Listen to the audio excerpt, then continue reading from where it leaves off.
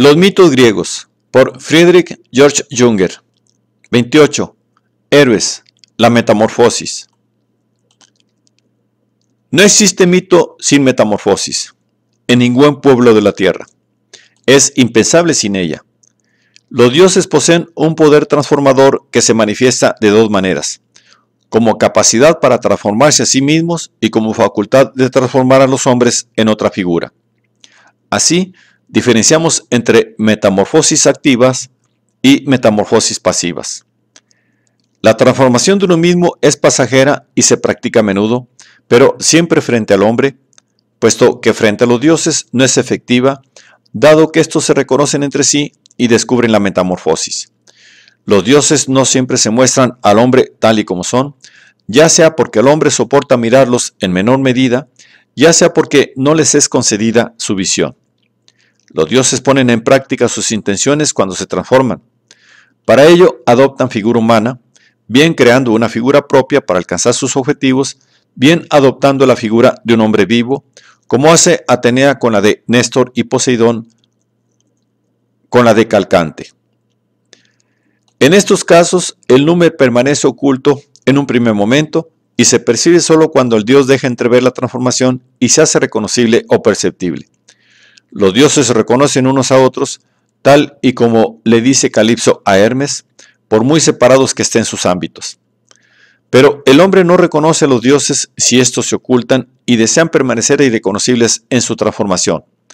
Patroclo no reconoce a Apolo, que se acerca envuelto en niebla.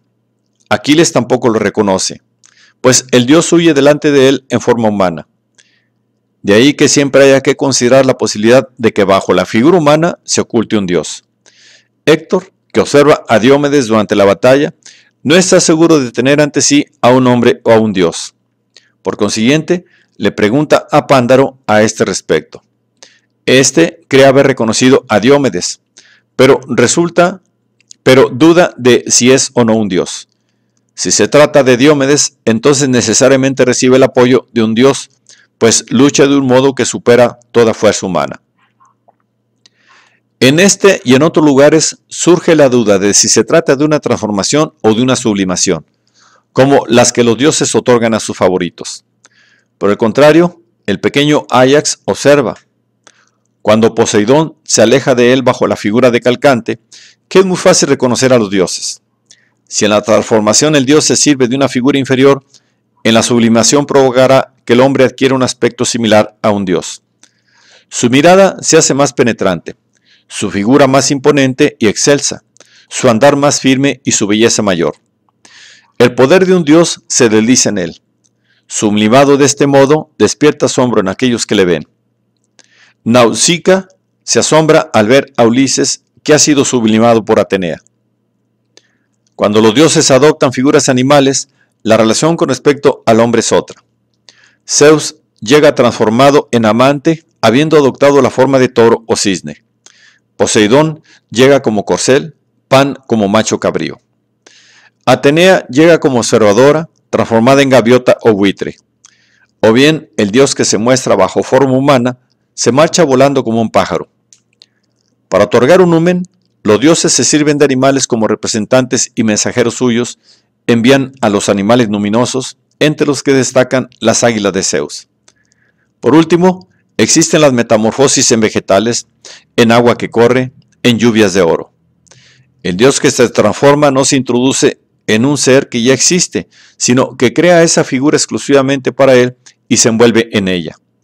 Se abre el interrogante de si la transformación, a ojos de los hombres, no es una ilusión óptica, aun siendo inevitable e ineludible.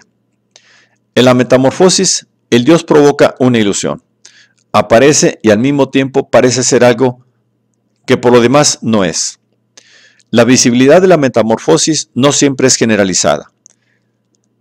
¿Quién va a poder percibir al dios? Depende del dios. A veces solo lo ve el que está directamente implicado. En otros casos lo perciben todos los que están presentes. Se advierte una metamorfosis cuando se reconoce al dios o a su numen.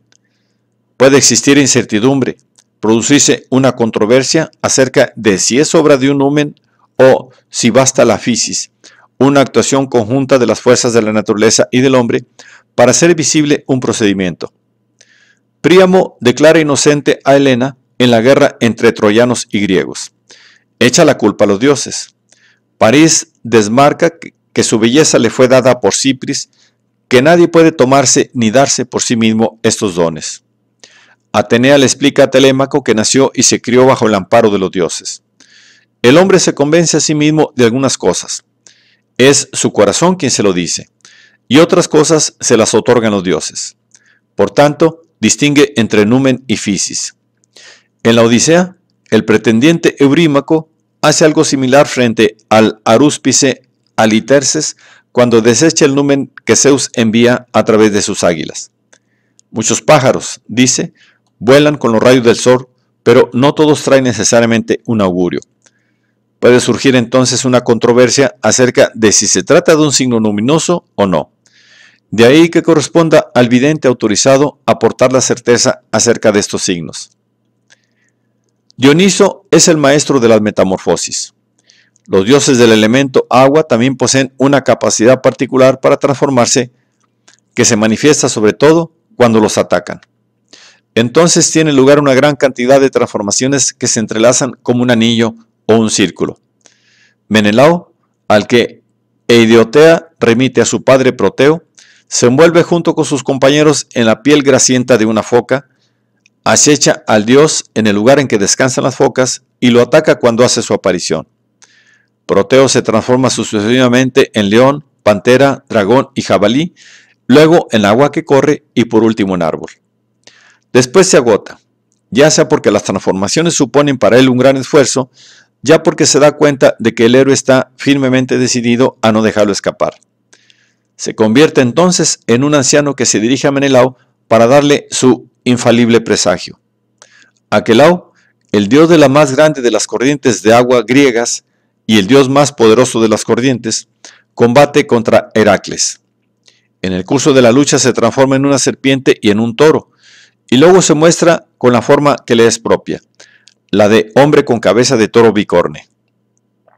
Es entonces cuando Heracles lo domina y le rompe un cuerno que más tarde Aquelao cambia por el cuerno de Amaltea. Han sido muchos los intentos por explicar este combate, así Estrabón lo interpreta en clave geográfica e histórica, mientras que otros lo atribuyen a la relación entre el Sol y la Luna. Lo insatisfactorio de estas interpretaciones es que pueden darse desde cualquier ámbito, como la hidrostática o la hidráulica. Tiene como característica común el hecho de que eluden el numen e interpretan el procedimiento como una alegoría que encubre una fisis. Los dioses no pueden ser transformados por otros dioses. Aún así, hay que remarcar que esto no es válido para las ninfas, que si bien toman parte en las reuniones de los dioses, son divinidades de rango inferior. Las ninfas de los árboles, las dríades y las amaríades adoptan una posición intermedia entre mortales e inmortales. Y aun cuando viven por mucho tiempo, perecen finalmente con el árbol que les pertenece. También a las Híades y a sus hermanas, las Pléyades, hay que considerar las ninfas. Las ninfas pueden transformarse en plantas, las Pléyades se transforman en una constelación. La transformación en un astro es la modalidad de metamorfosis más impresionante. No hay que considerarla un castigo, sino una recompensa. Figurar entre los astros, ser elevado a las estrellas, constituye un gesto de divinización reservado a los semidioses, los héroes y las heroínas, pero también a las ninfas, al centauro Quirón y a los animales míticos. En este cielo estrellado, que al igual que el Hades es un lugar de imágenes, un cielo terrestre pre-ptolemaico, también se encuentran los símbolos, el barco Argo, la lira de las musas, la flecha de Apolo, la corona de Ariadna y otros. El héroe que eleva su mirada hacia el cielo no contempla espacios infinitos, vacíos, sino que ve sobre sí el semicírculo colocado sobre la tierra, en cuya bóveda aparecen los dioses y los héroes a modo de custodios. Por lo general, Zeus es el encargado de la conversión en astro, aunque también Hera, Atenea y Poseidón y Dionisio poseen este poder de transformación. El hombre no es capaz de transformarse a sí mismo, como tampoco lo son los animales y las plantas a no ser que un dios les otorgue este poder. A Periclimenio, hijo de Neleo y de Cloris, hermano de Néstor, Poseidón le ha otorgado el don de transformarse en diferentes figuras. Perseo se sirve de la cabeza de Medusa para provocar una metamorfosis petrificante y del gorro de Hades para hacerse invisible. Menelao simula una transformación al introducirse en una piel de foca. El hombre sucumbe a las transformaciones que se practican con él. Las hermanas de Meleagro, que lloran sin cesar por la muerte de su hermano, son convertidas en gallinas pintadas. Atalante en leona, Filomena en un ruiseñor. Estas transformaciones, como las petrificaciones, casi siempre son castigos, pero también existe la petición de transformación que actúa entonces como protección y salvación frente a una situación sin salida. Entre estas se incluye la que se cuenta de la ninfa Siringe o la suerte de la titánide Asteria, que huye de los brazos de Zeus y que, convertida en codorniz, se precipita al mar, donde se transforma en la isla Asteria u Ortigia, la isla de las codornices. La transformación en isla está incluida dentro de las petrificaciones. Todavía queda abierta la pregunta de si el hombre es capaz de provocar por sí mismo las transformaciones. En esto la magia no tiene nada que ver. No se puede hablar de intentos de forzar a las fuerzas de la naturaleza de un modo violento y mágico. Estas fuerzas naturales, que liberadas se encuentran frente al hombre como objetos, no existen. En tanto que el héroe posee un numen como difunto divinizado, no cabe duda que es capaz de provocar transformaciones. También debe considerarse transformación lo que Orfeo provoca en vida. Lino y Orfeo, los primeros aedos y poetas entre los héroes, están unidos por un parentesco. Son los maestros del canto apolíneo, de la palabra y del canto inspirado por las musas con el acompañamiento de la lira. A esta melodía y a este canto les es propio un poder transformador que Orfeo domina mejor que todos los demás.